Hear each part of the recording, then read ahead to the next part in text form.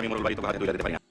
ভাগ্য পরিবর্তন হতে 1 সেকেন্ডও লাগে না। কার ভাগ্য কখন খুলে যায় কেউ বলতে পারে না।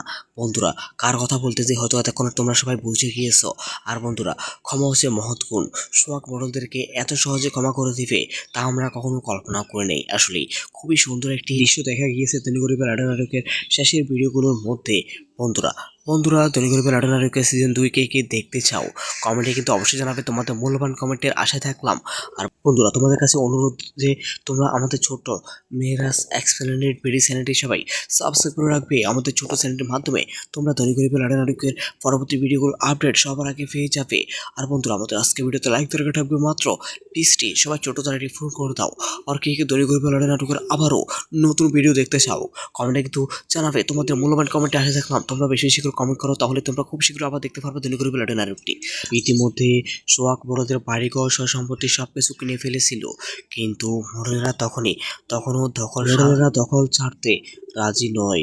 সোহাগের সাথে লড়াই করবে, সোহাগের সাথে শেষ যুদ্ধ করতে চায় মোড়লেরা। তখনই সোহাগ পুলিশ অফিসার এবং প্রশাসনিক লোক নিয়ে সেখানে হাজির। এরপর মোড়লেরা বাড়ি থেকে যেতে বাধ্য হয়।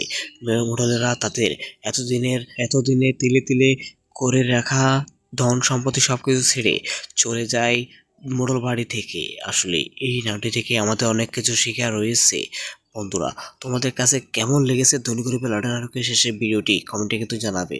কিন্তু একটা পর্যায়ে গিয়ে দেখা যায় মোড়লেরা সবাই কোনো জায়গায় আশ্রয় না পেয়ে একটি গাছের নিচে সারা রাত থেকে যায়। সেখানেই হার্ট অ্যাটাক করে মৃত্যুবরণ করে মোড়লের এক ভাই।